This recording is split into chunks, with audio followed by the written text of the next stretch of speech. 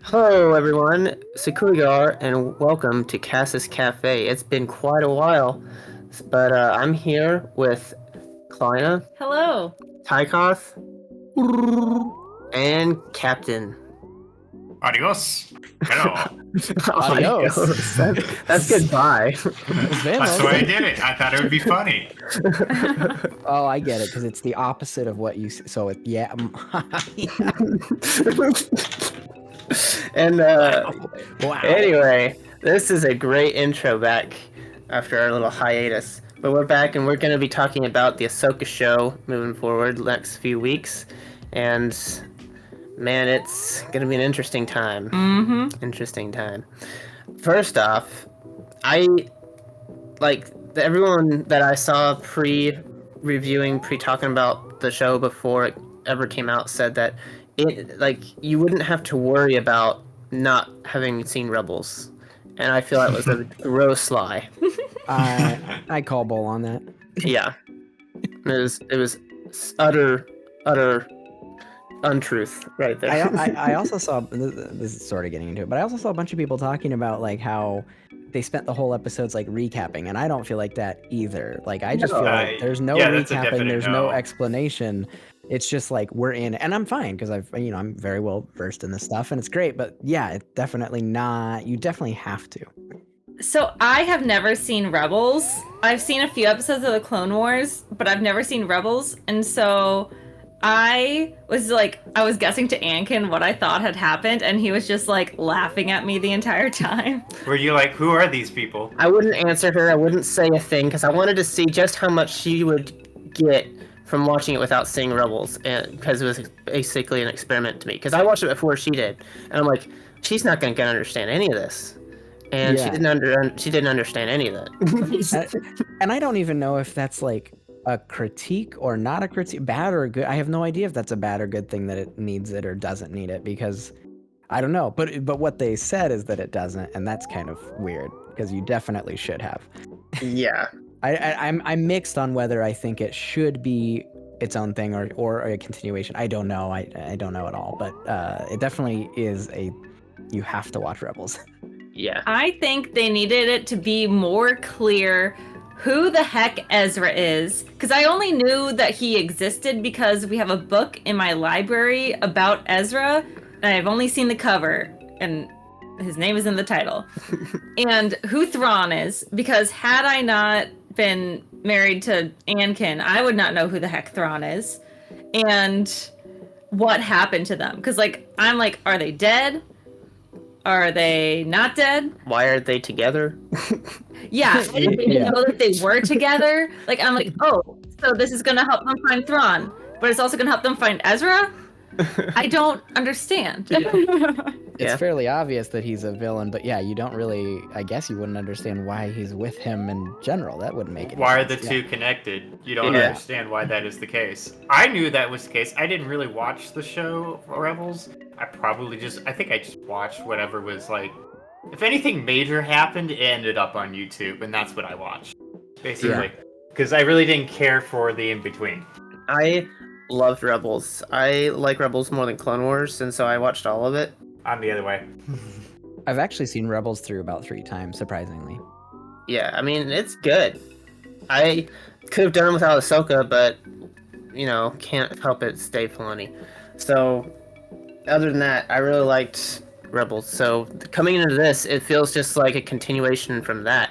It's like, we have Rebels, and then that one Mandalorian Season 2 episode with Ahsoka, and then this show. Yeah. This is like Rebels Season 5, the live action. That's what people have been saying.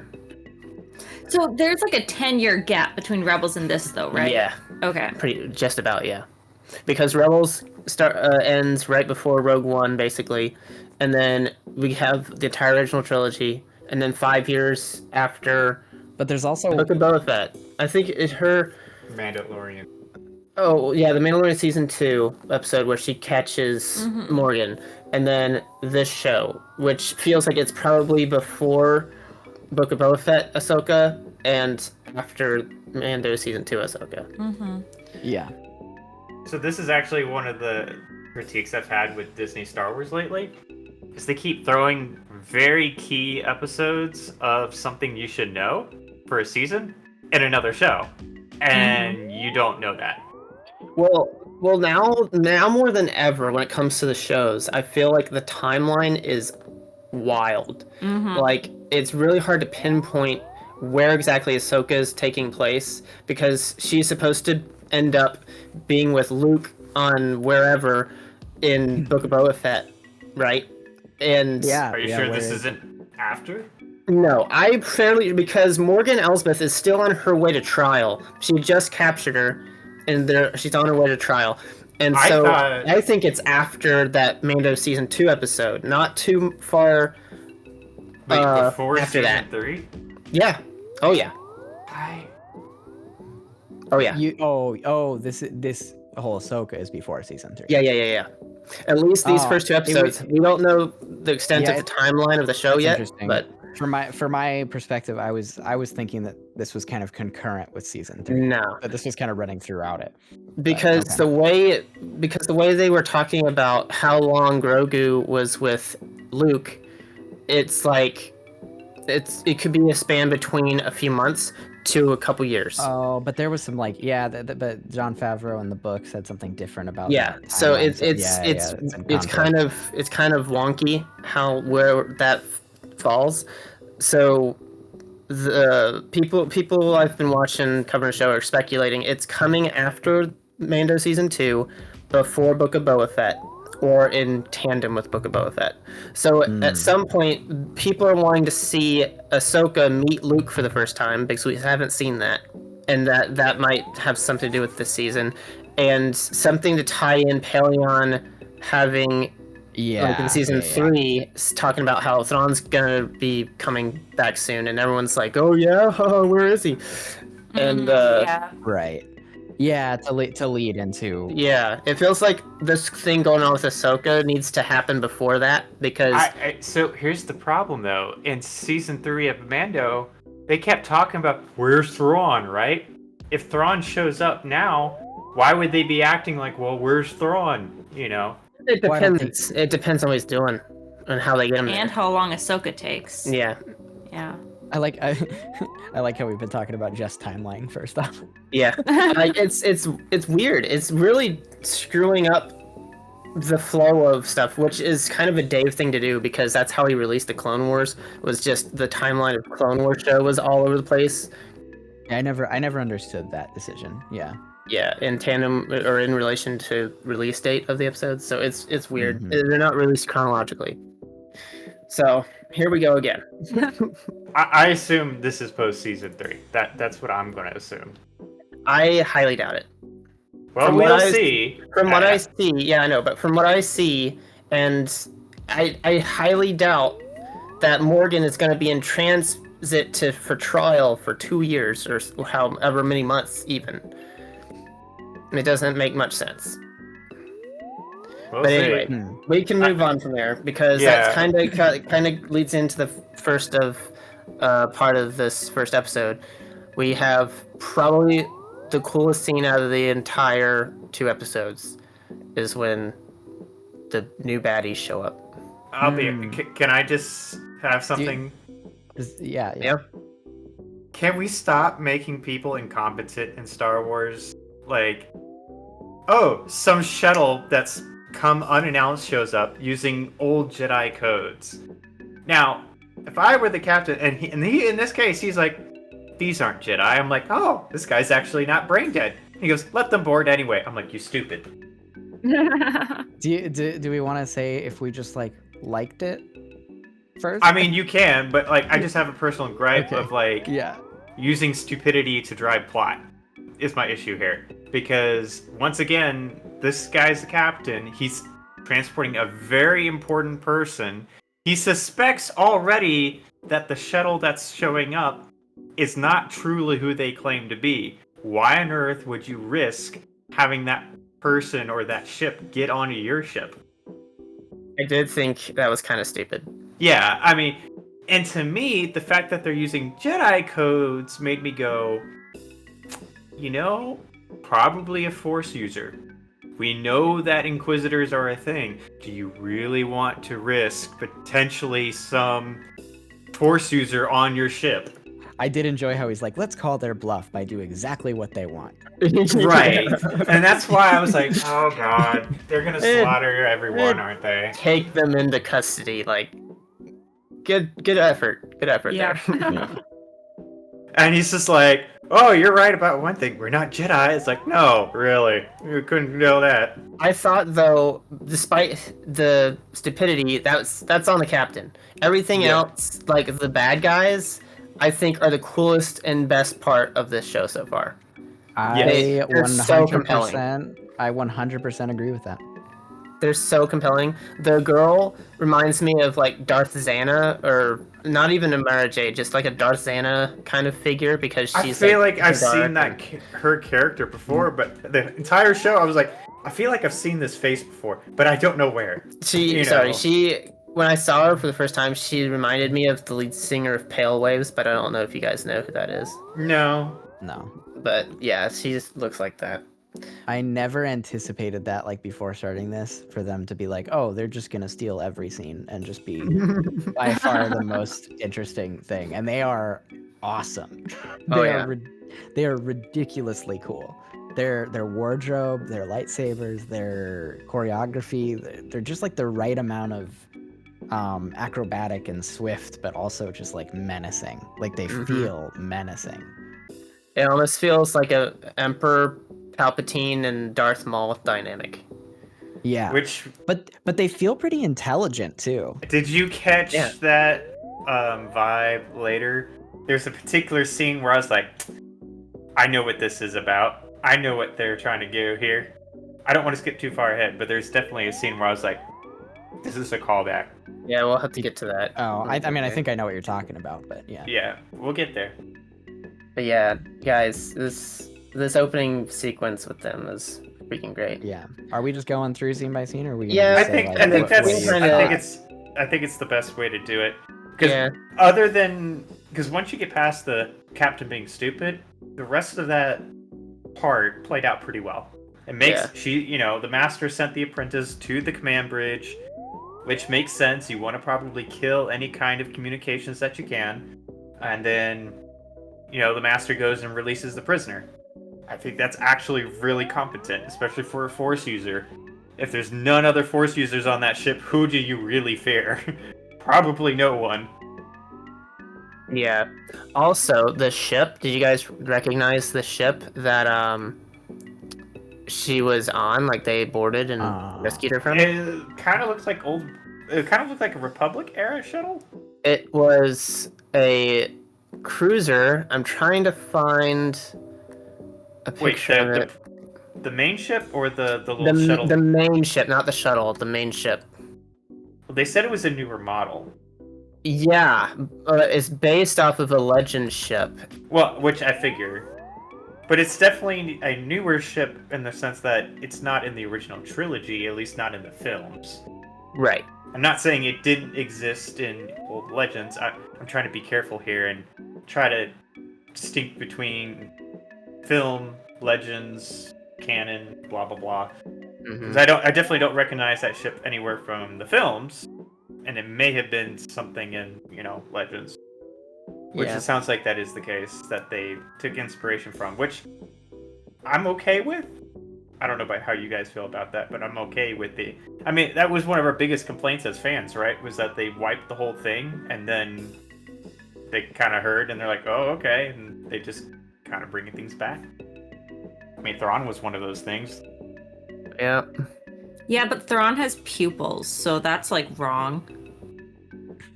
Are you really gonna be that particular? Yes, I am. Hey. He's supposed to have glowing red eyes. He's not supposed to have pupils. You do realize that there's a human that has to play these characters, right? Yeah, I mean, you do realize there's things called graphic effects, right? And you do realize we all shit over it, right? Pupils and he's not supposed to.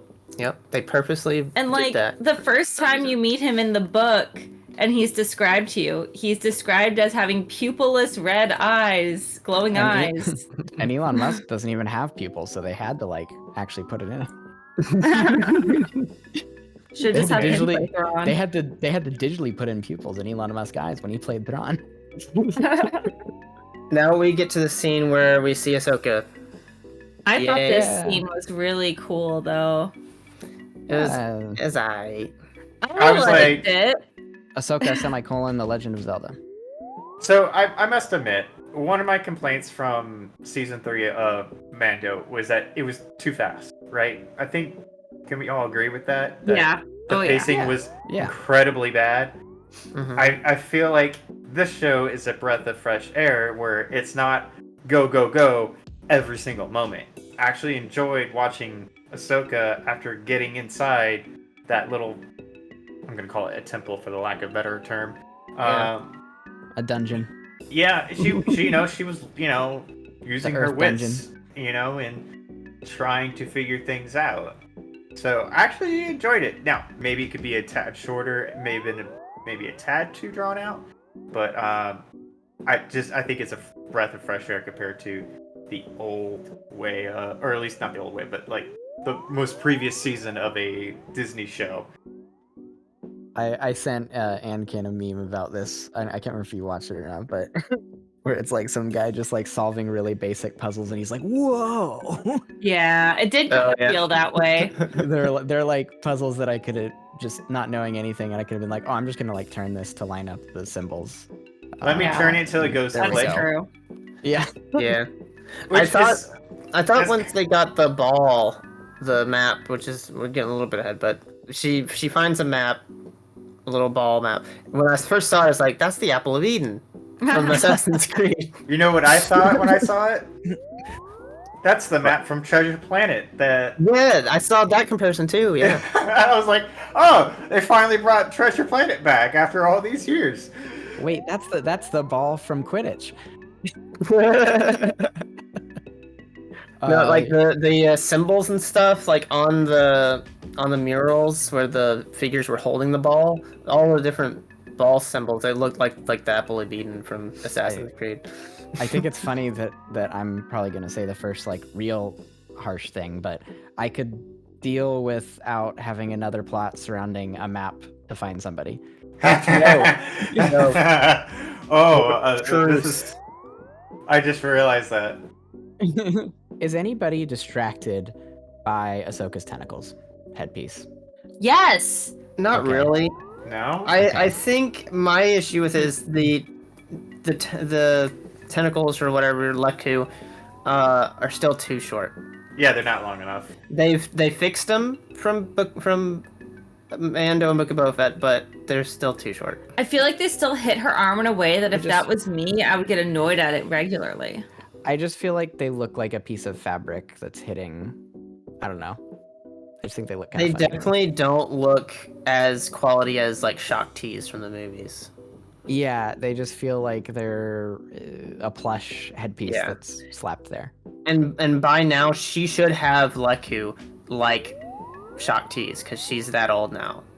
Well, yeah, and Rebels. I mean, the Rebels are, So it's weird. It's this weird, uncanny valley sort of thing, even when it comes to aliens, where you're taking something that used to be a strict cartoon character and taking it to live action.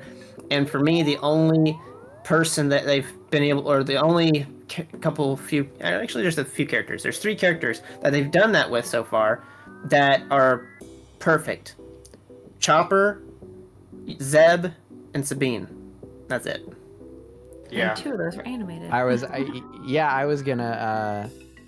I mean, that gets into it later, but I totally agree on Sabine. I think she's easily my favorite here. Yeah. Of the Rebels character. Of adaptations too. Yeah. Chopper was born to. I mean, Chopper could work in anything, right? That's obviously. I knew that was gonna work. That's possible, but the other ones are a bit iffy. Yeah. But I mean, this whole sequence was, whatever. I hate every time I see Ahsoka on screen. So, when we get to Ahsoka scene, you guys can talk. I just have negative things to say about it. The droid explosions are really extreme, and I'm like, man, these could really be helpful in other situations. I was gonna say 3 droids blow up a planet, basically. Yeah, when I first saw those Earth City, at least. bombs come out, I was just like, a couple of thermal detonators, so what? Why are you so scared? And all of a sudden, that whole place just blows up, and I'm like, excuse like a me. nuke went off. I just feel like maybe you overpaid for the Death Star a little bit. Yeah. Well, why even fight at that point, right? No, it was they should have just saw her self-destruct, boom, done. Well, yeah, why even get close to her? Just surround the perimeter and go self-destruct initiated. You're F. And with any New Republic ship, just fly them right into the hangar and then done. That ship's Oh done. yeah, for a bomb that explosive, yeah. Yeah, just all you need to do is make about 20 of those droids in any ship battle, and you're done. That's it. See, I don't know why the Republic didn't use HKs, you know? This is why when the Holdo maneuver happened in Episode 8, they got so much flack. People are like, well, if you could just do that, why didn't they just blow up the Death Star with a single ship? You know? But you don't understand, though. That shot was 1 in a million. Yeah. But this is the same idea, though. When you do something like this for the sake of the scene, you hurt many other things now. So yeah. Of course, like for example, when IG-11 blew up, he didn't like nuke the whole place. I was expecting that kind of explosion. Where on earth did these explosions come from? And how did Ahsoka know that was going to be that devastating? That's what I want to know. I do just want to point out too that like you're coming from someone who doesn't like Ahsoka, and I'm coming from a place who does love Ahsoka, really enjoy her character arc in Clone Wars, Rebels, everything. And what made you think I don't like Ahsoka? No, I'm talking about Anakin. That he said that previously. I hate Ahsoka. I just wanted to build off that point real quick. So I'm coming from a place who really likes Ahsoka, and overall, I can't believe I'm being this negative, but I just found her kind of bland. Well, it's Disney, so. Okay, yeah, I had the same criticism. Like every scene she's in, she's like a flat, like wet sock, you know? Yeah, and she's all of her personality from the cartoon shows is gone. And in Rebels, she's mature, she's more put together, and like so that's fine. But she still has some fun, she still has some energy and some wit, and it just feels like really monotone the whole time. Mm-hmm. Rebels Ahsoka is my favorite Ahsoka. I agree with that too. Yeah. But yeah, in this show, she's just so blah. Like every scene she's in is boring to me. But it's interesting that you dislike her, I like her, and we're coming to the similar conclusion. So the question is that due to the writing, or is that due to the actor? I think it's due to the directing. I think it's due to both writing and act. There's a level of acting, but I think that like the plot of it is very just like we have to get this map unlocked, we have to get this thing done, like we have to get to the next object to unlock the next object to get the person to unlock the next thing, and it's hard to deliver dialogue about that stuff and be interesting. I think it's not so much that. I do think it's the directing, because you can have what she's saying and what she's got to do, and the actor, portraying it, but she could be given more cues of like, Ahsoka's like this, maybe say it like that, or there's different ways you can go about it. And I think the directing, I don't know, is Dave directing this one? I can't remember. He directed the first one. The first one, yeah. But she's like she's consistently like this in both episodes, so I don't know. I mean, I know Dave's got his hand in everything, especially when it comes to Ahsoka, so he might have had a say in how she is or whatever, but I don't know why he would want to make her feel this bland. But I also don't feel like that about every character. I feel that specifically about her. When it comes to Sabine, when it comes to Hera, I'm not like amazed at, but I think Hera's okay. Hera's better than I thought she was gonna be. I'll say that. Yeah, she's fine. But then Sabine and others, like I think they're great and they feel really good. So I don't know what it is with Ahsoka exactly. And I thought Ahsoka in the Mando episode felt okay. Yeah. I don't know what the difference is here. I don't know why it's more stilted than it was in that episode. And I think it's I am gotta not be one to criticize like this. This is very weird for me. I'm coming. I'm coming from seeing Ahsoka as a really annoying child in the Clone Wars for a few episodes. So seeing her like this is like I understand here she wasn't this crazy in Rebels either, but like she feels like she has no emotions at all, like acting like, but she's acting like the epitome of a Jedi who's not allowed to like really express anything, and it's to her detriment. And I don't know what her character was in Rebels or transitioning to this show, but it does not feel like that's the character arc that she would go to. But I mean, hey, it could be. I just don't know. I'm getting ahead of it a little bit, but just to go on your point there of like no emotional dialogue, she has this moment talking about Anakin, and I feel like that is where that emotion could really pour out a little bit, and even that one felt like very flat to me. When in Rebels, she has that moment in it's the season. That's where she fights him. But we watched that scene. I think we watched that scene. Season 2. Yeah. And that's a really great scene. And she has a lot of emotion there. It's very interesting. And it's not here for. Yeah, and she was like, "I am no Jedi," and does all that stuff. But then in here, she's super regal, super, reserved, super Jedi-like. She's not like saying stuff like that anymore. I feel like unless she's playing it like she's like putting up a complete wall in order to not like have an outburst like she did when she was a child. Yeah, but that's like a detriment to her character in the show and doesn't exactly compelling at all. It's a progression, is what it is. My favorite thing about Ahsoka is her leaving the Jedi Order, because they're all just I think the Jedi Order are a bunch of punks, but a bunch of hypocrites is what they are. Yeah, they really are. They suck. And I just love that she's always been like that. And I really, really disagree with the choice of her kind of just going back to those ways. I like her being rebellious nature of like that. Just I don't want her to be orderly. It doesn't fit her character, because if you look back to both the live action and in Rebels, when she's like telling Anakin like, I will avenge him, and or revenge or whatever. Vader's like, well, that's not the Jedi way, and she responds with, "I'm no Jedi." Jedi.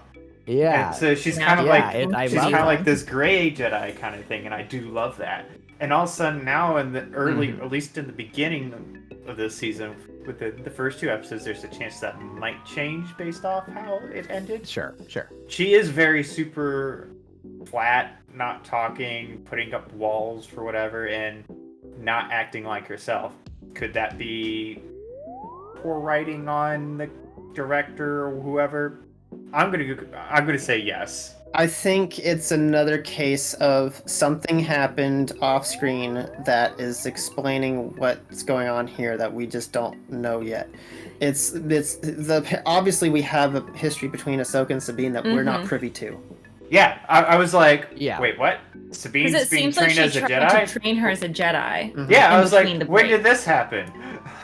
Yeah, probably during OT sometime. My guess is that after Ezra sacrificed himself, apparently she was able to get his lightsaber somehow. Yeah, how did that happen? Well, it's just like, well, how did they find Anakin's lightsaber after his lightsaber? Who get lightsaber? Sabine get Ezra's lightsaber. Oh, in Rebels, he gave it to her. She had it. She had it in Rebels. Yeah. So he didn't use it to fight Thrawn? She had it at the end of Rebels. She wasn't on the ship with Ezra and Thrawn. Yeah, no one was. It was just Ezra and Thrawn. That's what I'm asking. Ezra went up to fight Thrawn without a lightsaber. He did, yeah. That's a little silly. He didn't. He gave it to Sabine. So Sabine had it at the end of Rebels. Okay. Yeah, and it was his second lightsaber, because his first lightsaber got destroyed when they were fighting Vader in season 2. Oh yeah, I remember. Yeah. Okay, so that explains why that's there. Mm-hmm. Still, I'm surprised that all of a sudden Sabine's now, I guess, a Jedi, or at least a Jedi in training. A failure in training, apparently. Well, to be fair, I don't want to skip ahead. There's a reason why, but it's okay. We can move on to the next scene. Yeah. Let's just go to Sabine's or something. Let's move on. Yeah. I mean, What I is the guess next scene? I don't have. they have a Well, the little. next scene is It's Hera and well, Syndulla. they escape. She talks to the droid. We meet the Hu Yang or whatever the droid's name is. Oh, I kind of like the droid. I do. Yeah, overall. he was alright. He was neat. I Kinda like fun. him. Not like it doesn't blow my mind, but like I like his look. He's one of those it's fun. obscure Clone Wars Rebels characters. I don't know if he was in Rebels, but I know he was in Clone Wars. He's the Jedi Temple lightsaber trainer guy. Yeah. Oh, and I like Ahsoka's ship. I like Ahsoka's ship. It's Yeah. One thing yeah, I like about like the that. droid was that he's pretty consistent. He's purely like logic based. He's also voiced by David Tennant. Yeah. Oh, Yeah. cool. He's also pretty. I won't say specifics because they're later, but like he's also pretty useful. He's useful without being unbelievable in any way. Like his skills are Yeah, and consistent. Kli'nah was like, oh, they have a record of like Jedi lightsabers and stuff now. It's like, well, actually, he's the droid that trains Yeah. He is the record. Database, like we have a fingerprint database. Yeah, and well, it's like because of this droid, yes. That's the only reason why. He's literally a walking database. I like that. I like that Yeah. aspect though. Yeah, I think that's cool though. I dig that. I think it's kind of fun. I guess that means he's not a new character. He's an established character. Yeah. And Yeah. you know, I like that. He's an obscure one though. Like he's only in like 1 or 2 episodes of Clone Wars, I think. But that's fine. To me, I like the fact that they're bringing those kind of characters back, you know, Yeah. and not just being obscure. I do like the fact that, or actually, maybe not like the fact, but like I think it's kind of funny now. When he's like, "Oh yeah, I've been training Padawans on lightsabers for 500 years." He also made a comment somewhere later where he's like, "Yeah, I'm still 75% original parts," and I'm like, wow, that's actually really impressive, you know? Yeah. When he originally made that comment, I thought that was a comment about how he doesn't get blown up a lot or something like that. That's how I originally took it. Like, he's not in danger very often thanks to his master being that good. That's the way I originally took it. But, no, it clearly has to do with the fact that he's actually pretty old. Yeah. I get. Yeah. But yeah, so the next scene is And we Hera, got Hera's. Yeah, I didn't I realize said that briefly- Hera and Ahsoka were friends. I thought it was just like another, like, you know how like always in Star Wars there's like generals and they're all talking to each other like they're friendly. I thought it was just like that. No. Oh, no. Yeah, no, They they're they did stuff together. Yeah. I like. I'm like not crazy optimistic, but like I like Hera. Optimistic's the wrong word. I'm not like enchanted. I like. I feel like she's the voice of reason in this show. Yeah. She definitely is. She's the She's voice like of Ahsoka's reason in con- Rebels. She's like Ahsoka's conscience. Yeah. Yeah. Well, she was kind of the one that kept the crew together, so this is not Mhm. surprising. This is in her character. Yeah. Mhm. And I also like how she goes about it, doing it in a funny way at times. So. Yeah, like, I think they did a good job of making her character consistent and feel like Hera. She just doesn't pull the look off for me. I agree. The look does look a tad off. I love Mary Elizabeth Winstead. Don't get me wrong, but I just don't think she fits the character's look. She fits the voice okay. She fits the demeanor and the overall characteristics of Hera really well, but just the look is just not selling it for me. I'd rather have the character consistency than a person that looks like the character but is not getting the core of what the character is. Correct. Yeah, I that's fair. That's fair. If I have to pick one of the two, I'd rather have the character consistency. Because to be honest, you're gonna see a difference going from animated to live action anyway. So it's a lot easier to deal with if the character acts consistently. If it's the other way around, I think it's a bit more jarring. Yeah, the only thing about looks that I like really thought I feel like the tentacle thing is it's still bugging me. I don't know why. Bringing that back, about the tentacles. Same thing. Her. It just feels like they just like they don't feel like part of the body. They just feel like they hit things. The Leku on Hera as well, I feel, are too short and like look rubbery. You know, like they're just kind of it's like static, hanging back there. Whereas the Leku in Book of Boba Fett, that Twi'lek Cantina, Yeah, I think they look really there, good. Yeah. And we've seen Twi'leks that can look good, you know. So I don't know why it's. I'm just watching out when she turns her head suddenly, it just kind of like wiggles around in a way that's just like, these are plastic foam hanging from my. I don't know. These are not body parts. I'm being really this harsh is right cosmetics. Yeah, and I'm being so harsh right now, but I think just because I've seen it in Ayla Secura and even episode 2 and stuff like that I don't know. I will say it is kind of neat. Maybe I need to go back and relook at those. I will say it is kind of neat having alien main characters for the most part. Yeah. Like, Ahsoka and Hera, they're aliens, so it's different. You know, we're not following normal humans as much. I know Sabine is, but other than that, I was actually had some thought like that when I was watching the show. I was like, we're getting a lot of screen time with non-human characters. I'm actually kind of digging this, The first main character human is at 20 minutes 52 seconds. Which is on Lothal. Well, technically, at the beginning, the bad guys, the big bads. Yeah, that's a human. Oh, yeah, that's true. That's true. Yeah, never mind. And Morgan is technically human, but she's really a witch of Dathomir now. Mm-hmm. Which I thought that was kind of neat, making her a witch. I think that's cool too. I'm excited to see where they go with that. And honestly, it explains why she was able to fight Ahsoka so effectively. Yeah. Back when she did fight her. When she fought her in episode 2, we didn't know who the heck she was. Like, why is she putting up such a good fight against Ahsoka right now? With the bar, with just a Beskar rod. So now it makes sense. She's kind of ordering the new baddies around, and we already know how cool and epic they are. So knowing that she's kind of above them is kind of interesting. Well, it also helps with the dynamic too, right?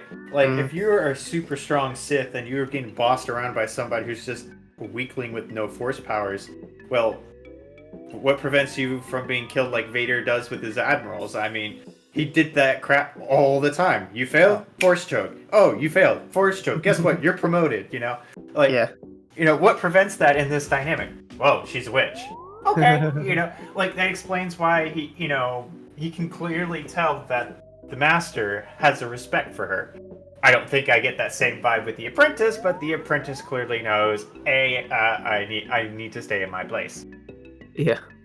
Sorry, I'm looking for this particular actor from Rebels, because the next scene. Who plays Ryder? Yeah. Yeah, because that is I know he's not in it very long, but that is a perfect adaptation of both character and weapon. Because he did the voice for him too.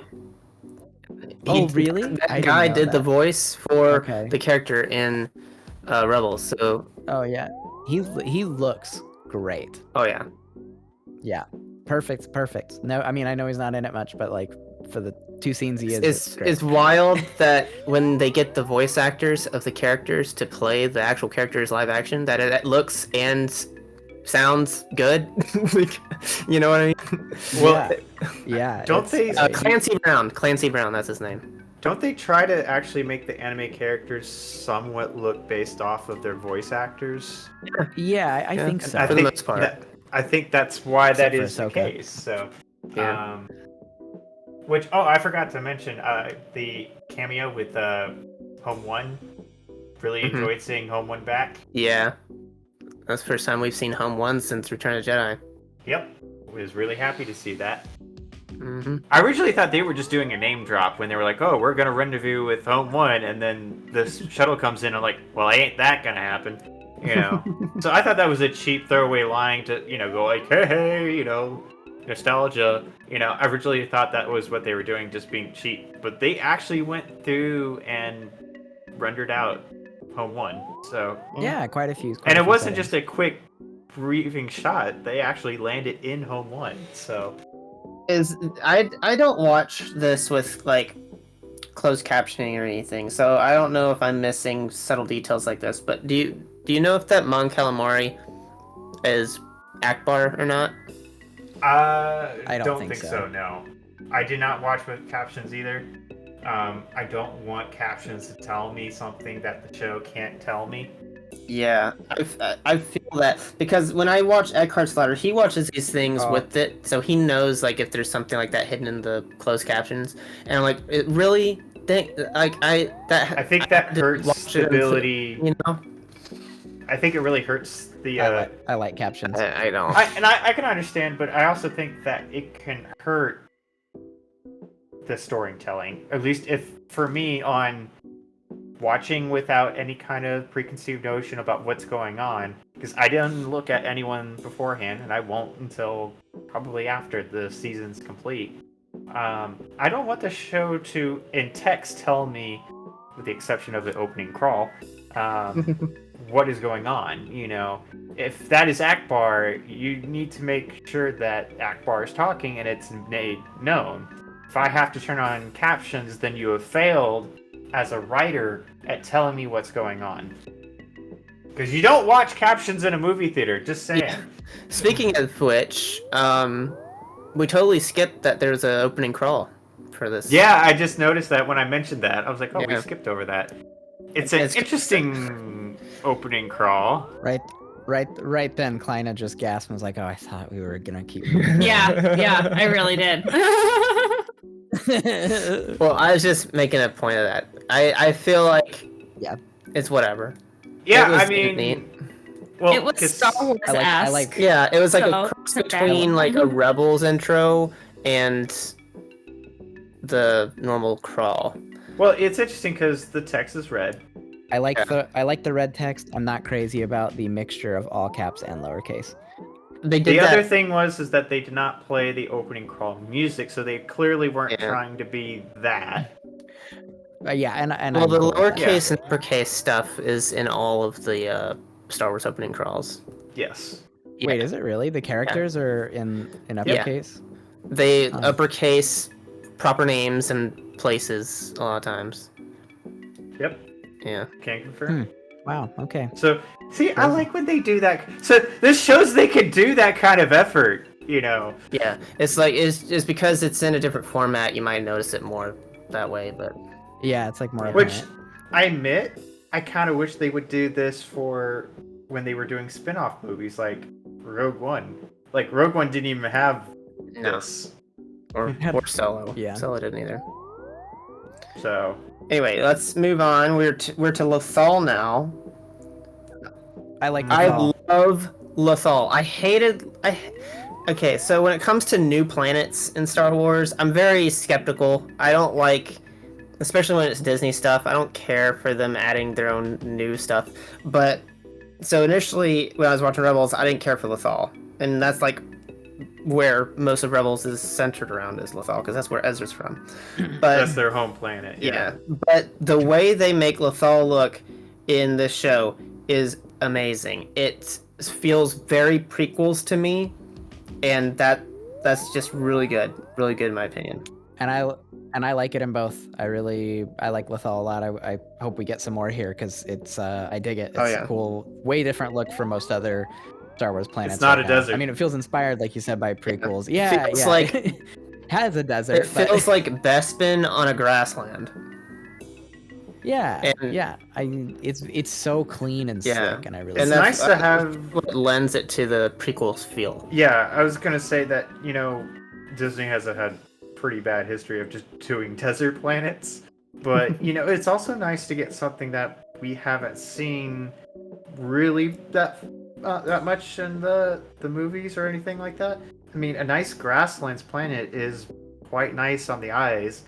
It's not a forest, it's not an ocean, like they seem to do like a lot of planets where it's a single biome, right? So we've seen a lot of ocean planets, forest planets, desert planets, especially a lot of desert planets without a gas giant. So now to have like a savanna planet, it's really nice, I also think it's some of the best CG that it has too, because obviously those are like probably not real grasslands, but it looks really nice. The grass seems very realistic. Looks good. Yeah, it probably is CG because they had to recreate what was in Rebels, and I doubt Rebels was based off a real life location like they did in the movies. A lot of the movies, when they filmed, they went on location somewhere to get the backdrop, right? for Hoth, they went somewhere. Endor was the redwood forest, which when you look at it, you go, oh, that makes sense. But it's also freaking cool. But in this case, since it was originally from an animated show, you don't have an on-scene location, and you already have a this is what this city and the surrounding area looks like. We have to recreate it. So no ding for that. I also did like that they have some kind of roads coming out of the city. I do wish they actually went somewhere, though. But other than that, I like the idea of actually having a planet that had cities that were connected by roads. I think that would be kind of neat for once. Got any thoughts on that, Kli'nah? Her tower was cool. Which I believe that was in the animated show. That was where Ezra used to live. Okay, I knew it was familiar. This is one of my favorite scenes in the 2 episodes. Is this next scene? Go ahead. Yeah. Do you want me to give my thoughts first? Yeah, go ahead. Okay. I haven't talked in a while. Yeah. So first, with this ceremony thing, I was like, what is this ceremony? I don't understand what's happening. Who are these people? Why do they care about this girl? Like, are they related? What's going on? She thought... Don't really understand. She thought Rioter was like Sabine's dad or something. Oh. Yeah. I can see that. Anyway, and then she gets to her tower thing, and she gets out her box, which is full of things that remind her of Ezra or something like that, and she watches this holo recording, which apparently she watches every single day. And I'm like, okay, is she in love with him or something? Like, the hologram says sister. We're getting a little bit ahead of ourselves, but in Rebels, he had the hots for her. And she was just about coming around to that towards the end. Mm-hmm. And now, this stupid thing, Ezra message, feels like he's friend-zoning her.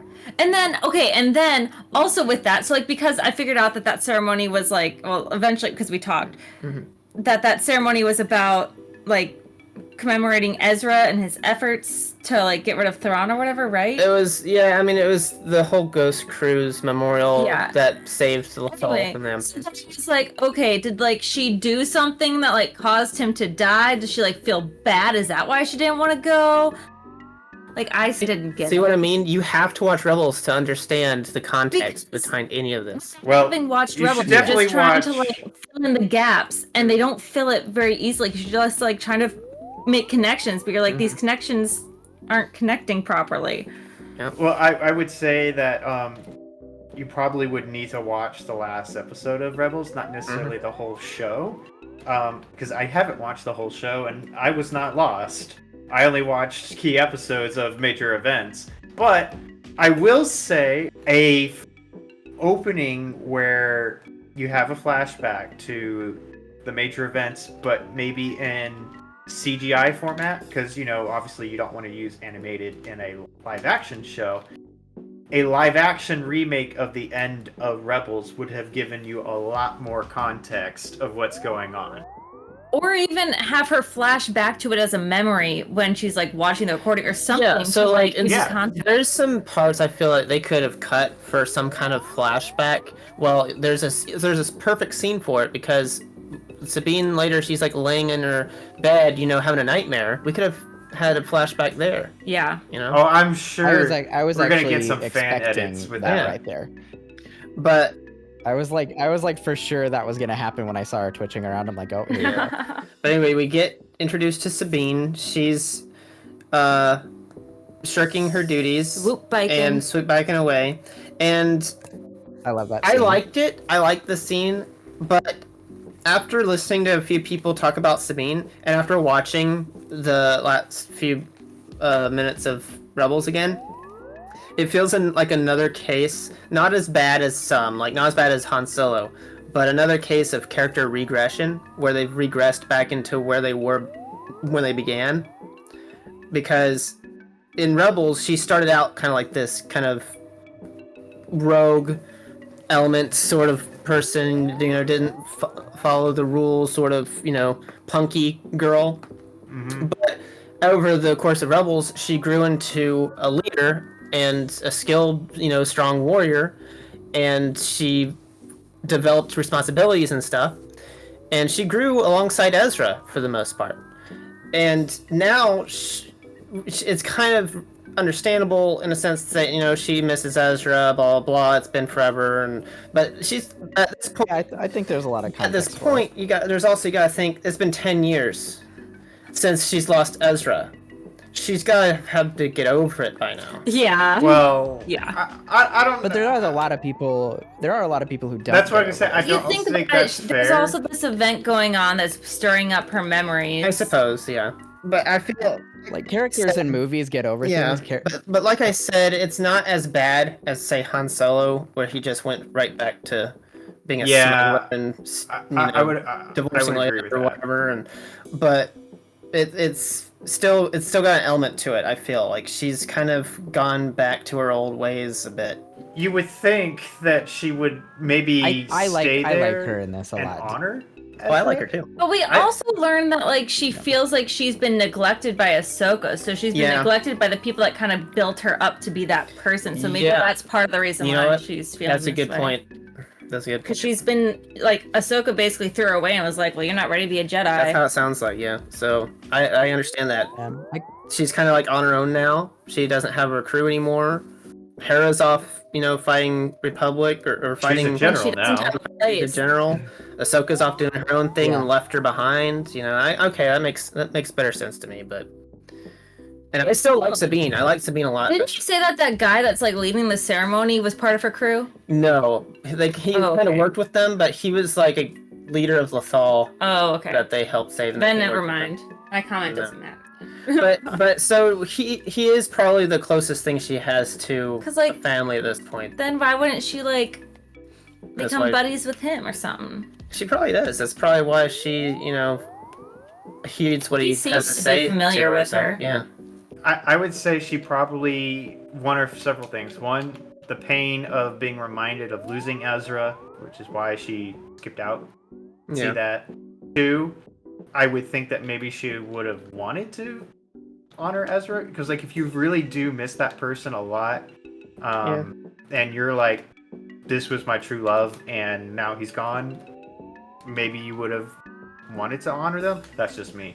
I mean, everyone grieves in their own way. I feel like if she was a teenager, this would make sense, but clearly she's not. No, she's not. Well, a teenager. it came off like a teenager that didn't want to. It was just skirting responsibility because I'm a rebel. But I think that when you think about it and you realize what she's been through recently, probably is why she did leave, because maybe we're just too rational of human beings to be able to be like, why would someone do such a stupid thing?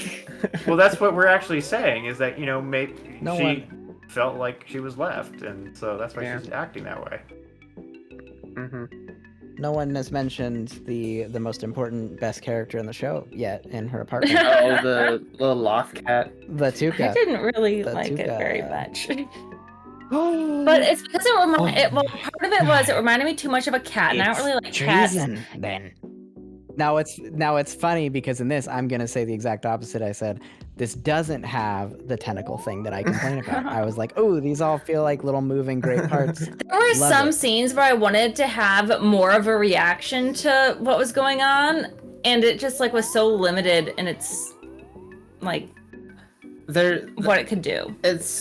I agree with Munch, because I feel like the Lothcat, it looked like it would be on a Star Wars set somewhere. Yeah. Like an OT Star Wars set. But again, initially I didn't like it because I thought it was a cat at first. Well, it's called a Lothcat. Yeah, I don't like cats. You don't like cats? Oh, okay. So you're just you just don't like cats because so that we can just we can get rid of your point. Yours isn't valid. It's okay. It's treason then. Okay. I had no issues with the cat. I actually liked it.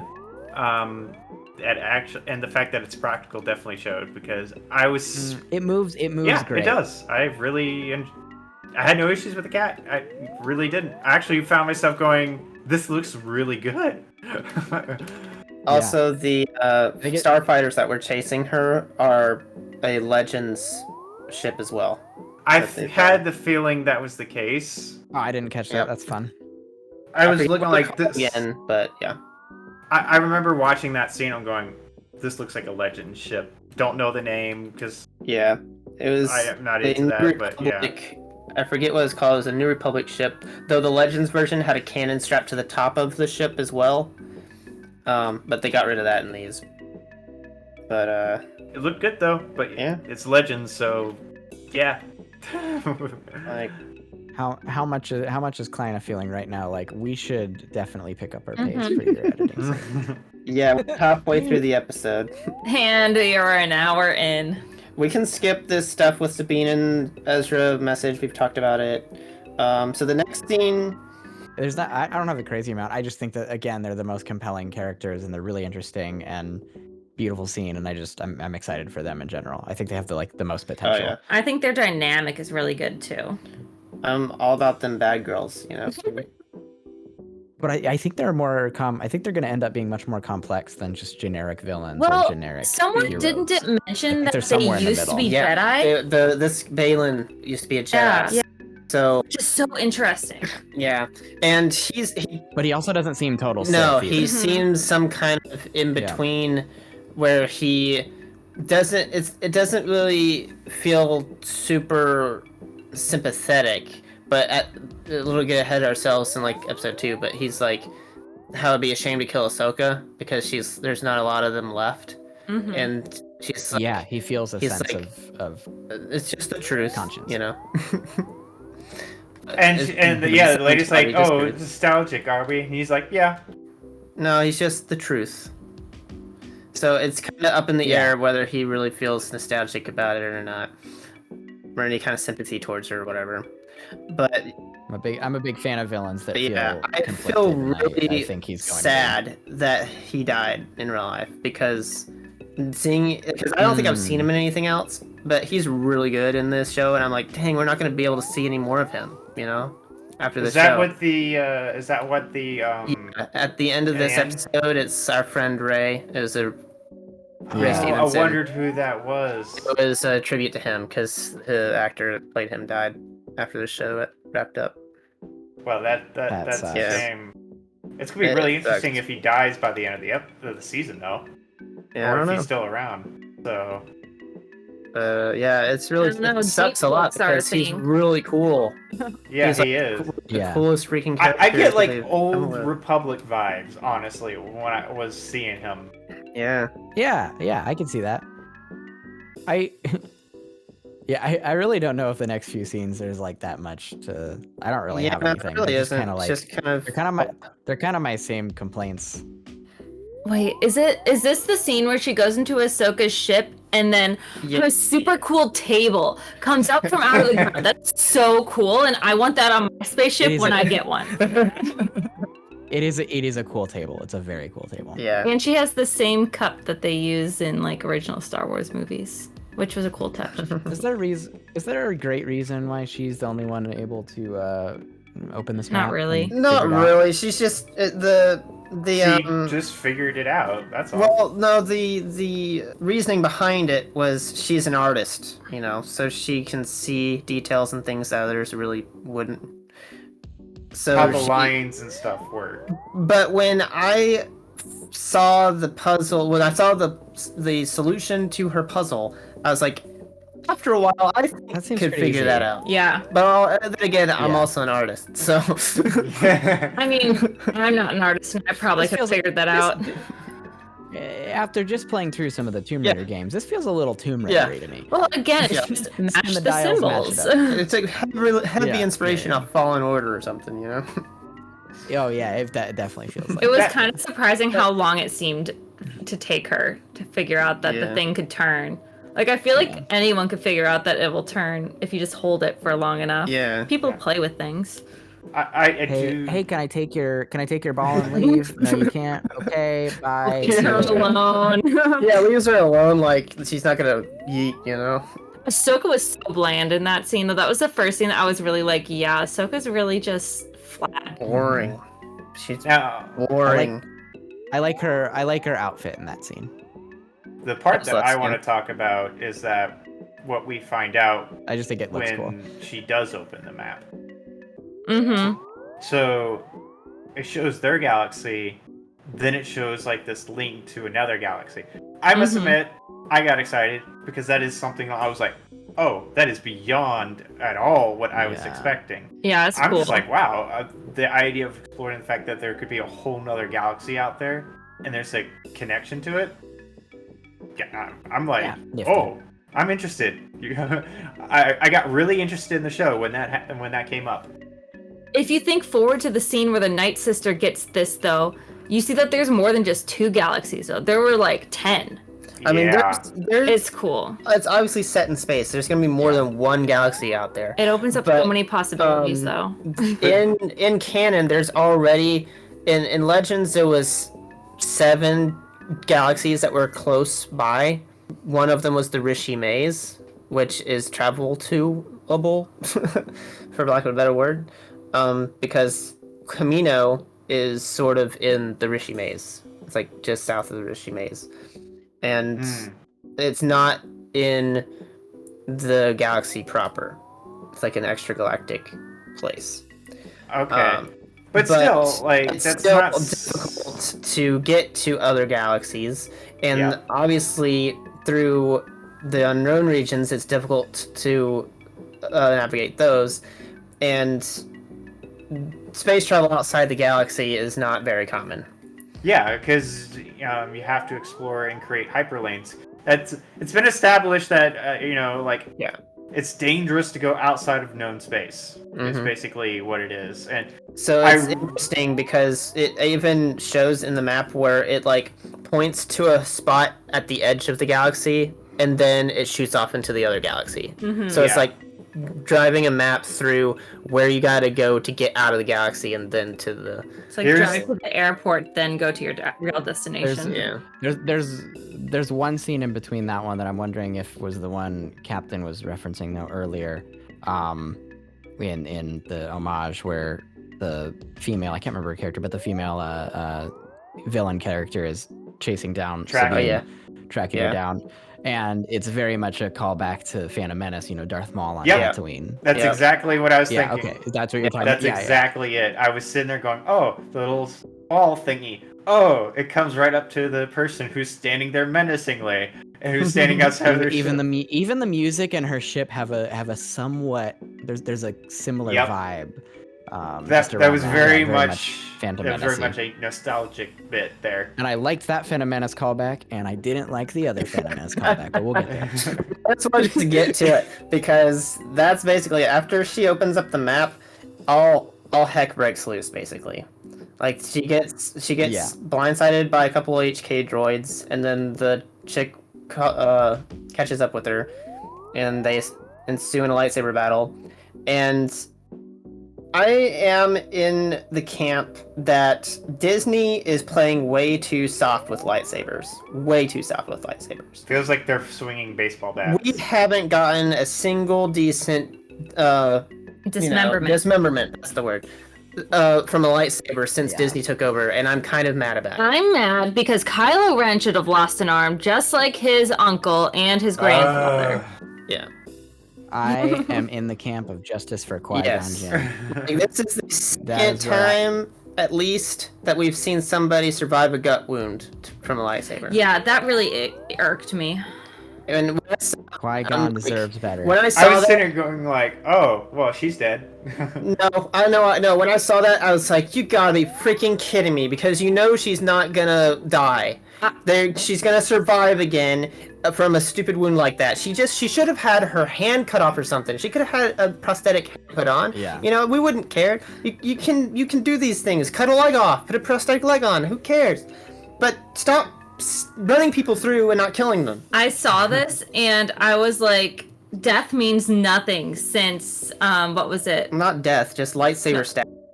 Yeah, lightsaber stabs. Well, when I see that, I mean death, because really originally they would die, but death means nothing when you get mortally wounded and then don't die regularly. And I am okay with like the healthcare technology advancing, and like that makes sense. Like you would get better, and that's great. But it's like overdone. Why even use lightsabers? It's overdone. Why even use it? If you think about it, has healthcare advanced so much that they can put someone who is chopped in half back together? I mean, they did in the Clone Wars. Exactly. Yeah. So like this is why us, death right? means nothing, because you can literally get chopped in half and still live. Justice for Qui-Gon. I'm with Munch. Yeah. Maybe Yep, Qui-Gon should yep. come back. She's too. Wait, he's Yeah. been a ghost. He's been a ghost for years. Never mind. Doesn't matter. I'll take any stupid explanation you got. I'll take just give me the dumbest one. I don't care. I'll buy it. Be like, sure, he's back. Put it back into a body. He possesses Han's body as he's falling down the shaft. So now him and Han are still alive. Oh, you could have this Sure, weird like. yeah, I'll buy it. And they have to That share would be one body. That'd be a hilarious dynamic to hear between two consciousness fighting over one body. Someone write a fanfic about that. Like Nail. Well, there is that in Dragon Ball Tor. Z. No, in Tor, there's in the Sith Inquisitor line. Chem is Well, yeah, but And that it gets whatever. even crazier Anyway, in the yeah. Sith Inquisitor line. Also, I understand she's not a Jedi, but she really isn't very good at this. No. And I don't know how long she was trained or whatever, but like, I just feel like she maybe would be a little better because she's used to melee combat and stuff.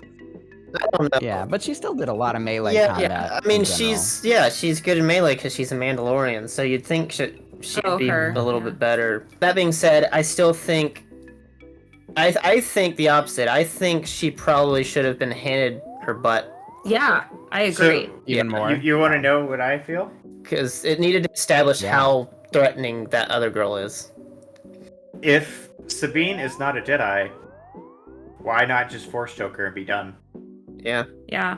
And also, why did she choose the lightsaber that she's clearly not good at using over her like weapons that she is good at using? Well, to Because- be fair, if she knows she's fighting a Because it would've chopped Sith her. character, a blaster's not going to do you any good. She tried shooting Darth Vader, and she clearly Yes. learned that was not a good idea as they all got blasted right back into her Yes. face. To be fair, she didn't know she's about to come face to face with a Sith. I don't think. It is surprising. So I get the Yeah. the element of shock, and she just got done with the other ones too. Yeah. The other assassins, but Like she used blasters on the other droids, but for some reason she wanted to pick up the lightsaber. yeah. She has not shown any force abilities either. So But even and they talk about that in the second episode. But And Ahsoka, yeah, in the second episode, Ahsoka mentions that like she like clearly she wasn't good enough at using No, the it's the Force. droid. The droid did that. Oh well. The droid was very blunt.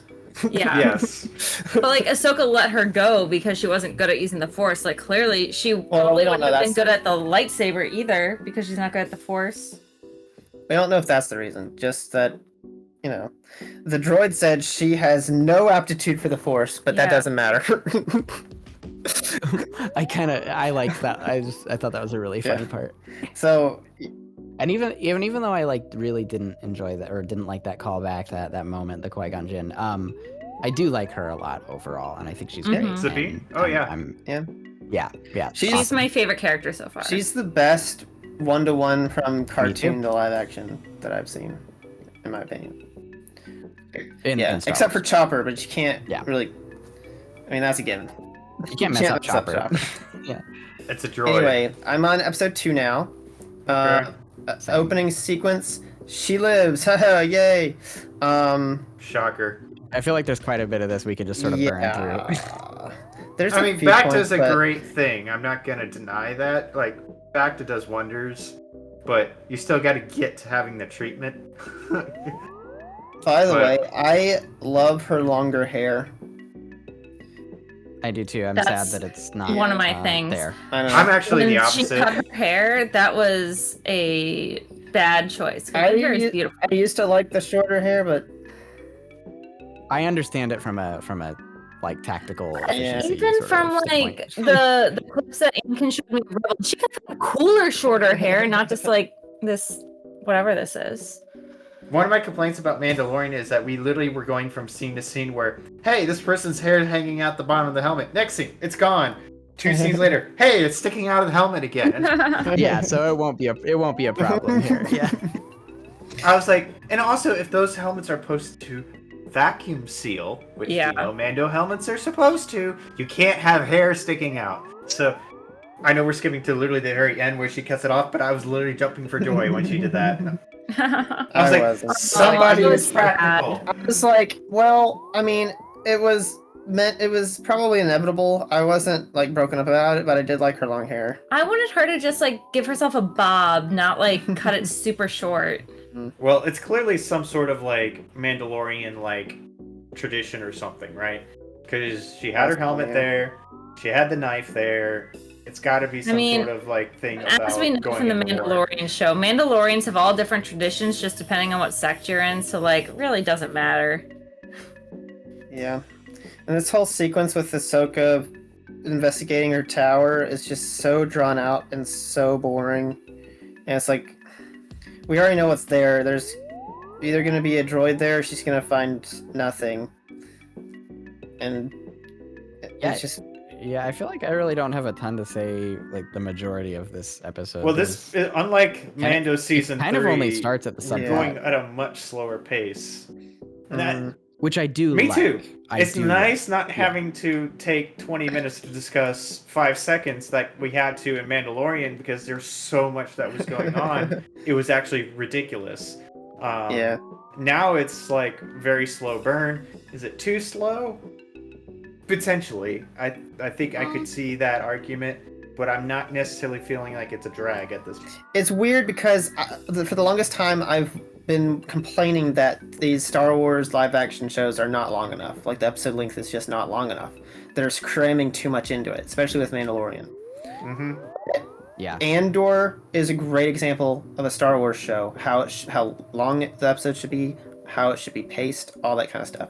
This is like a weird mix. Like, there's super slow parts and there's some faster parts, but overall, it's kind of slow. And they're long, but there's not a whole lot going on. Right. You know what I mean? We're kind of spoiled by Andor. Yeah, I think so. That factor. I think we're spoiled by any kind of high budget, hour-long episode shows like Game of Thrones and stuff like that, and Better Call Saul and Breaking Bad. Those kind of shows. I think that they set a new standard for shows, and Disney is just not catching up. They're back in the old serialized days still, and it's just not good enough anymore. You know what I mean? By the time they get to their new planet. Yeah. I got there, right? I don't need to skip it if you have anything else. No, I mean, it's just this show is like a weird mix. Like, I like that they're long episodes. I just wish it was paced a little bit better. There was maybe stuff added in lieu of other things. Like, you could cut some longer drawn out scenes and put something else in that would be more compelling. But yeah. So let's see. Oops, I restarted. The like shipyard place. Yeah. So the shipyard place I thought was cool. Is Corellia. Yes. How long did it take you when that guy was talking to be like, oh, okay, he's gonna betray? Oh yeah, like I think as soon as we met him. Yeah. He was like, oh, they're not loyal. I'm like, oh yeah, you're not loyal. As soon as he was giving them flack, like, I'm too busy. You know, he's got something going on. Yeah. Yeah. It's just a trope at this point, so I knew for a fact. And I really wanted being predictable does not mean bad. By no means. They're not mutually exclusive, but it is a little bit like, okay, well, I really wanted to happen was he really honestly didn't know what was going on, and that somewhere further down there was things going on. Yeah. I was secretly hoping for that, but I have to keep my expectations in check with Disney, and sure enough, that was the case. I do feel this whole part where they're in the office interrogating him, trying to get stuff out of him, that kind of thing. That scene in particular, like, up until now, this show felt like its own really good kind of high budget Star Wars. This, and this is gonna sound weird, but this scene felt the most Mandalorian to me. Like, it didn't feel... Well, it's because it literally had a shootout. The scene where they're confronting him. When they're in the office. Where she's like, I have the highest clearance. You know? Yeah. It was a lot of bantering that felt very Mandalorian to me for some reason. And I don't know why I think that's a bad thing. For some reason, it came off not as good of a thing. You felt like a scene was being removed from one show and put into another. No, it was the style. It was. That's what I mean, like the style. Yeah, I mean, it felt like a different style of filmmaking than the rest of the show. But after that, when they actually have to go and chase the thing down, that's my favorite part. I like it a lot. I think her fight too there is the best lightsaber of these 2 episodes. Yeah. Other than the opening. Yeah, the fight first, between the unknown dude wearing a medieval outfit, fighting Ahsoka. I was like, oh, they can do decent lightsaber combat. I was starting to think that they could. I No, kind of good. think It feels more weighty. I kind of think my favorite lightsaber fight is actually Sabine and the Sith chick. Yeah, really? I like this one. This one's okay, but my favorite part of this sequence is Hera and Chopper. That's my favorite part. Oof. Yeah, Chopper's. I mean, we already said it, and I don't think I'm gonna agree with Kli'nah. I think hear my controversial opinion. Go ahead and give your controversial opinion, so we can. I disagree. Yeah, we disagree. I know you guys disagree. It's okay. I also have an opinion. I don't even know what it is. Why you guys like him so much? Because you're coming from cartoon to live action, and he is very cartoony. So my issue is that it feels like, imagine if. So you know how like the B1 battle droids in the movie are like, they still have their funny bits, but like it's not over the top. But then when they're in cartoons, they're like, I don't know, they're kind of over the top, ridiculous, funny. That's how Chopper feels. Chopper feels like you took the B1 battle droids from the cartoons, and you took that and put it as a B1 battle droid in live action, acting the same as the cartoon. That's how Chopper feels to me, where he's like way too over the top.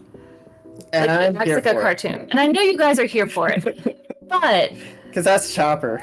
I have my own thoughts. I wish they would have settled him down a little bit so that he wasn't so cartoony.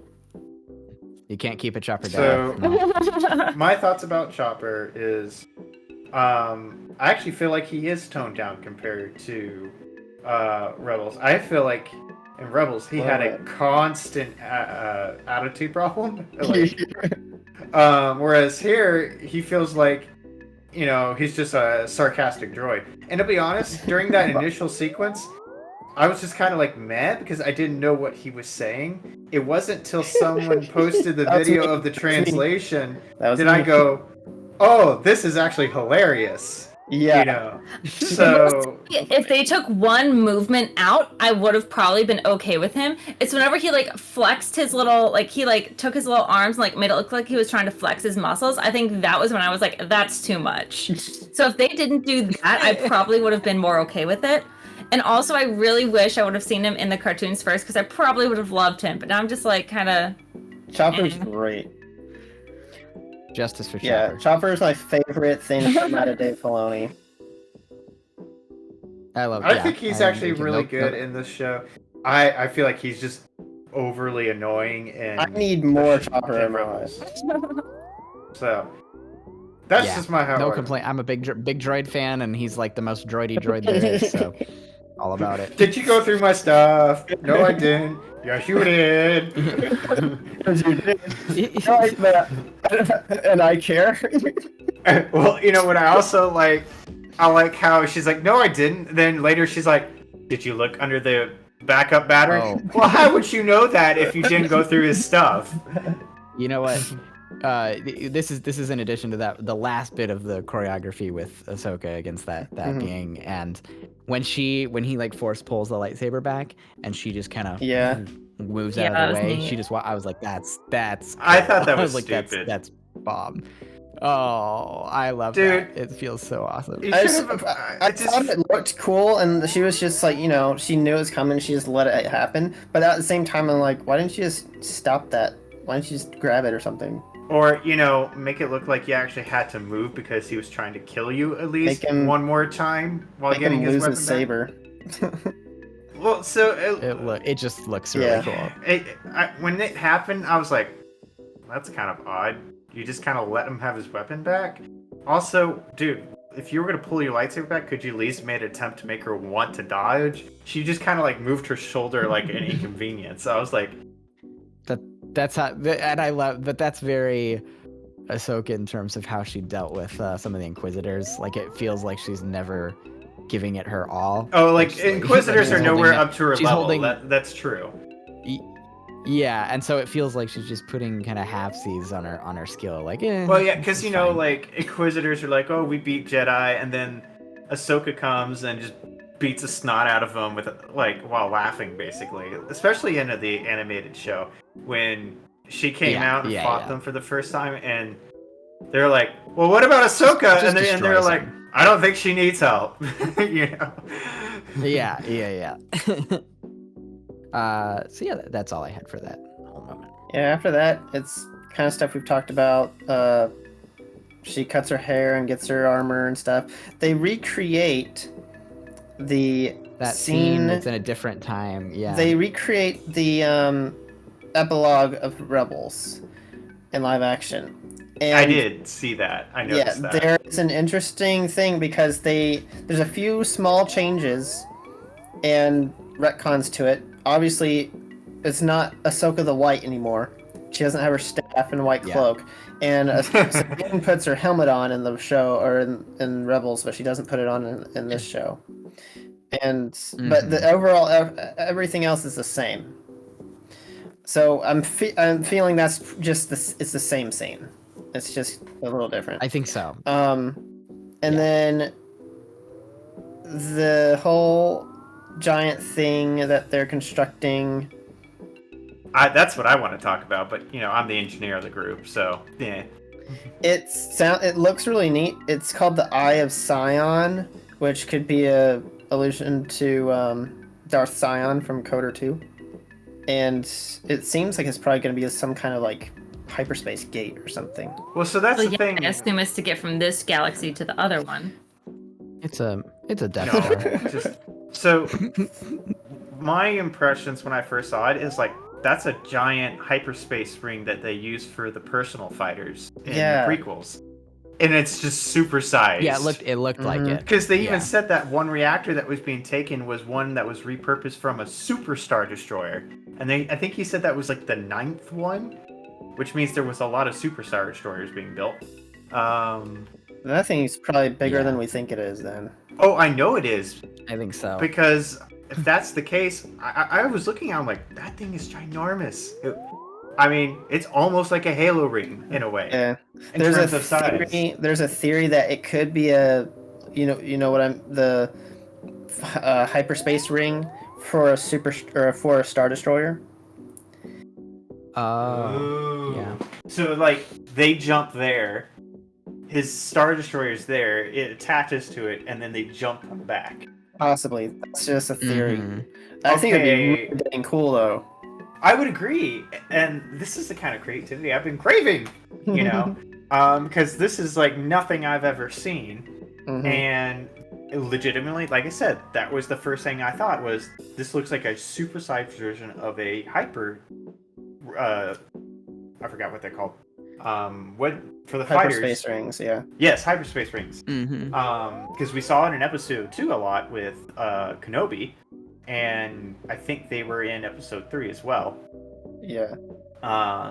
So when I saw that, I was like, that's what that looks like. But they also did a really good job of laying like, this thing is ginormous. So I must admit, until you guys started talking about it, I wasn't sure if it was supposed to be one of those, or if it was literally just to be like a gate that would open a wormhole from there to the other location. That's what I'm kind of leaning towards. Is it's like a hyperspace gate or an infinity gate? I think it's one of those. I think it's one of those two. Yeah. It's either a gate, or it's literally a giant hyperspace ring, which both would be cool, by the way. Oh yeah, and the architecture looks really different than anything else we've seen, like the bridge and the hologram styles. Like it's like this kind of nanobot almost kind it's of very thing that Night Sister inspired. You could clearly tell she was the one that designed it. Yeah, at least to me, it does. Interesting. I don't know. It seems like High Republic almost in its design. Well, that'd be an interesting thing, but that means that would have been built from that era, or at least maybe designed. I don't know. It's definitely. We don't know much about it, and we're all speculating at this point. But as an engineer, this was probably my favorite part of the first 2 episodes, was the end of the second one.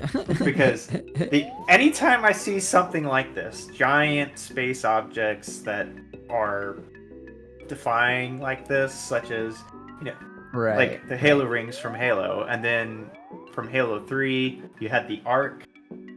Those kind of things always fascinate me. So to see something extremely large like this in the Star Wars universe definitely got my attention. Mm-hmm. What do you guys think about the credits, like the initial credit graphics? Yeah, it's kind of cool. It's like a Game of Thrones meets. That's what I was thinking. I saw that sentiment around Twitter too.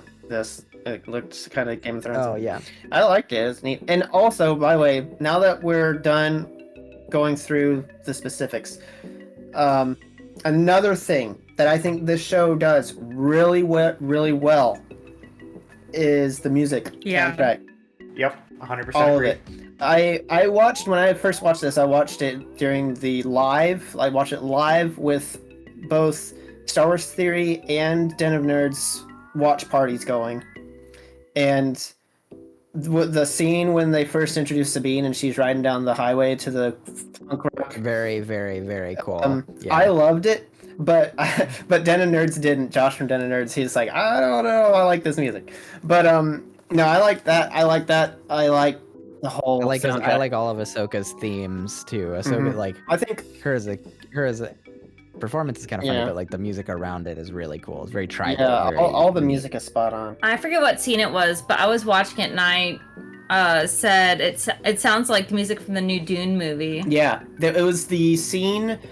A little lighter. It's the scene where the bad guys were in there looking at the map themselves at that kind of weird ritual place. Mm-hmm. That's all the music in there sound really Dune-ish. Gave me that vibe. Yeah. And you could hear like the Purgils in the background too. Cool. I didn't pick up on the Purgils. I hope this is like a gateway to more exploration into the potential of what can be brought to the Star Wars universe from other galaxies. Yeah. I really like that idea. And now that we've seen what that like star map area on that planet looks like, I think the place that we see in the trailers where Ahsoka's fighting Balin is that place. I don't think they're in the world between worlds like people thought they were. I think they're in that star map area. I think you're right. I haven't watched. The only trailer I watched was the one we did a bit on. And I haven't bothered to watch anything since then because I like to go in with a open mind and clean slate. Yeah. Well, sorry. I thought for a long time it was going to be a world between worlds, but so did everyone else. I'm happy though that it's not. Yeah, I want them, even though a tiny sliver part of me wishes and hopes that they do a world between worlds thing where they can make alternate timelines and legends can be canon again, blah blah blah. But at the same time, I don't want them to do that. I want them to just leave it alone. You know? I'm surprised Star Wars hasn't tried a multiverse or I know. I hope. I don't want a multiverse, honestly. I No. think Star Wars to be Star Wars. If they could go do something in a different galaxy and like leave what Star Wars is alone and go do something somewhere else and not screw up anything else, they can go do that. Go over there. Stay over there. I think it is neat going to different galaxies. The prospect of that. I think. Oh yeah, well that's totally because I think that would also give Disney a chance to do something completely new and interesting without the fans, and rightfully so, going, well, you just aped this and did it worse because you don't understand reference material. This is a great way to give them an opportunity to do other things and, and be different, and not have to worry about They still have to make it good.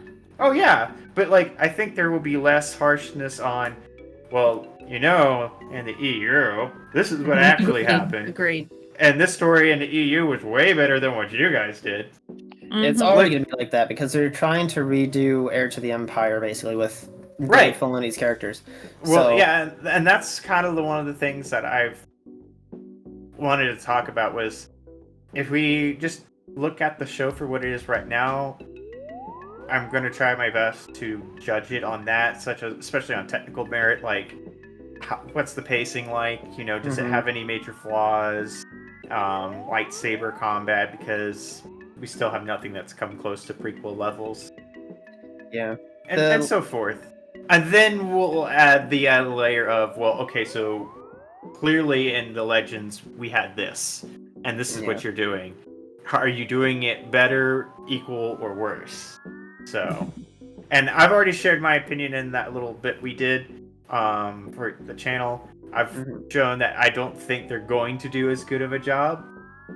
That said, the end of episode 2 has definitely got my excitement up for the series. I was originally quite like, all right, here we are, finally, let's get this over with. I literally actually had it up on a second monitor and I was doing something else. Like, that's how disinterested I was when I started it. And then I was like, okay, things are actually kind of getting interesting. And then by the end, I was only watching the show. So I think they have at least gotten me somewhat interested in wanting to know what they're going to do. Is it going to necessarily be good? Can't tell you. But that little bit at the end of episode 2 definitely got me really interested. So hopefully that's not the only interesting thing in this series. Yeah. All right.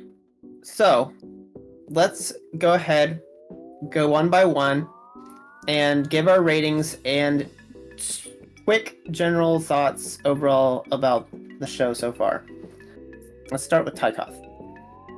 Yeah, there are things I like. Overall, I am not that crazy about it as I thought I would be. I'm kind of neutral on it, honestly. I'm just kind of... It's nothing bad. It just like didn't... But it's not outstanding either. Maybe I was in the wrong mindset. I'm not sure, but for whatever reason, I just like wasn't vibing a good chunk of the time.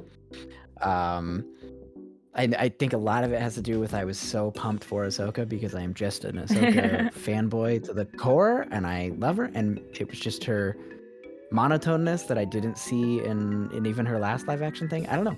I know it's crazy. It's weird for me, but I'm gonna go 7s on both.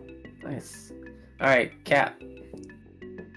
So, overall, coming into this, I was low confidence based off of the initial trailer, because as we've talked about, it feels like they're going to ape Heir to the Empire, but with the unfortunate fact that we know that the sequel trilogy has to happen, and I don't know if Thrawn's going to be given justice by the time this series is over. That's my major concern coming into this. Because Thrawn basically started a whole nother war, and they even allude to that in the show, which I will give them credit for. But as far as we know, there wasn't another war unless they decide to retcon the opening credits a little bit for episode 7, which I'd be down for, and give us something to actually, be different for once and actually have a war. But at the same time, that would make me go, then why would you decommission right afterwards, right? Because that was the whole thing in episode 7. They basically had to decommission most of the Alliance fleet. So this is where I really have this issue of, like, I really want this to be a good series. I really love the prospect of Thrawn coming back and causing all these issues. And then starting a whole nother war and have this unique, like, a war-born republic versus a Imperial remnant. I think that could be really good for storytelling. I just don't know if the Disney canon can allow for such thing. With that in mind, looking at the first episode, we've talked about Ahsoka being a little out of character, being really monotone. I was not fan of... Well, I did like the pacing. It's a lot better than Mando Season 3, but it was feeling a bit slow. The lightsaber fight left me much desired between the Apprentice and Sabine. I feel like if Sabine doesn't have force powers, then why can't just the Sith person just, twist her neck and be done? and I've just been really dissatisfied with a lot of the lightsaber fights. With that said, I don't think it's a horrible show, and as of right now, and I don't think it was a horribly written episode like season 3's episodes were of Mando. Probably give the first one a 6, maybe a 7. You know what? I'm gonna go with 6. I think it's a little bit above average, but I don't think there was really much to go right home about. I'm just gonna say the second one's gonna be a 7 for me. There was a little bit more action in there. Felt a little less, I guess, monotoneness. I mean, but that's partially due to the fact that I think we got some more actions from like Hera and Sabine, and then we had the good fight with the Ahsoka, and we also had that amazing like wow moment at the end of the episode that really got me intrigued. And they did mention that was a Superstar Destroyer reactor. At least I'm pretty sure that's what they said.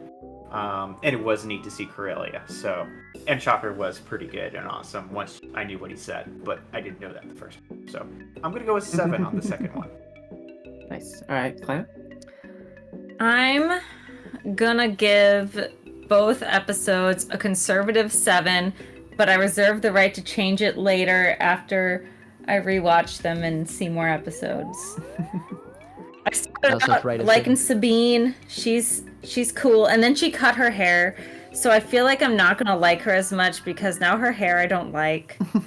I'll probably like her again if they end up finding Ezra and they like have some way to like resolve their little love story. That'll be cute. It would be nice to be a love story. Star Wars needs a legit love story. This is a good one that they could, They built up toward it for a long time.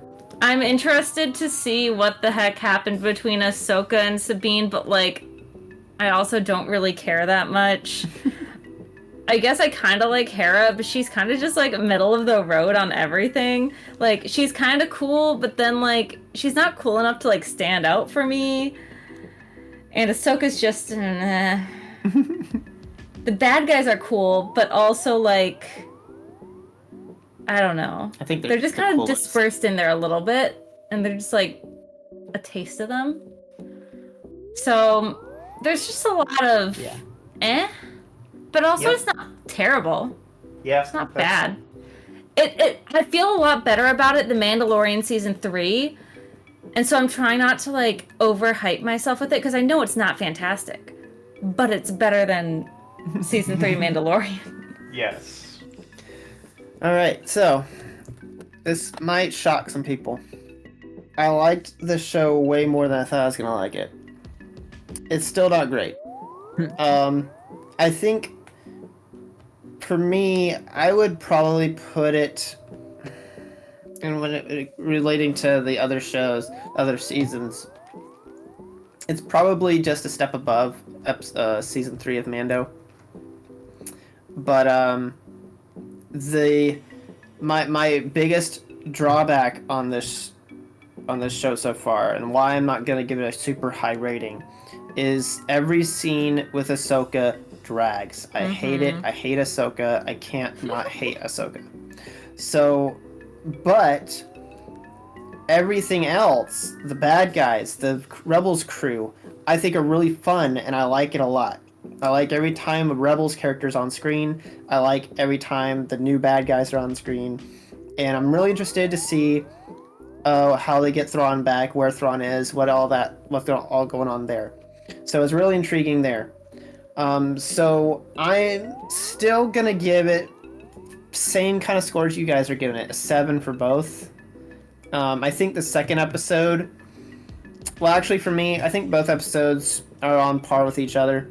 There's really cool parts in both that I really like, and then there's just parts I hate because Ahsoka's in it. And obviously the show's called Ahsoka, so she's going to be in every episode, so I feel like every episode's going to be very similar for me. Are we sure about that? I look at Book of Boba Fett. We'll see. That's true. That's a good point.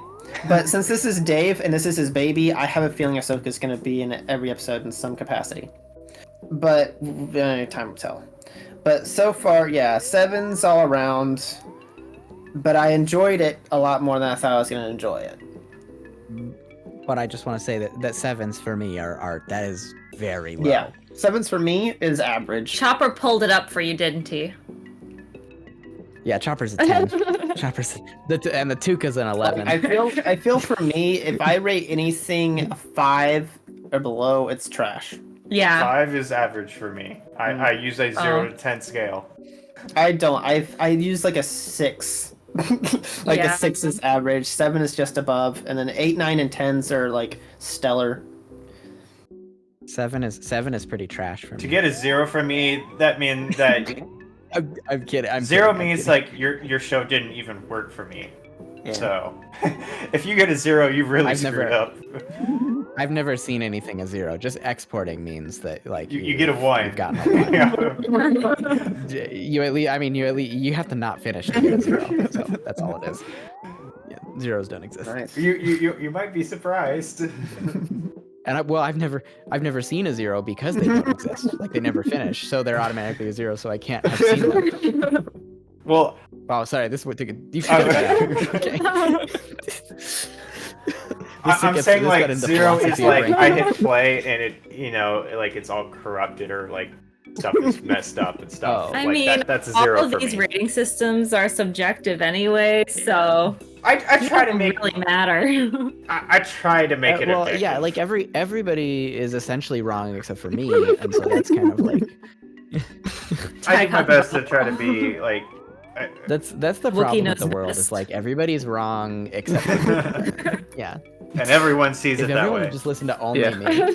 Yeah, that's the thing. It's like everyone unanimously agrees Tykoth, the Wookiee, is. I mean, he is pretty wise. Tykoth for Prez. All right. Well, thank you guys for joining us with this Ahsoka discussion. Hope you guys enjoyed it and join us for the next episodes next week. We're very interested to see where this goes. Mm-hmm. And we'll catch you in the next one. Bye. Bye. Bye.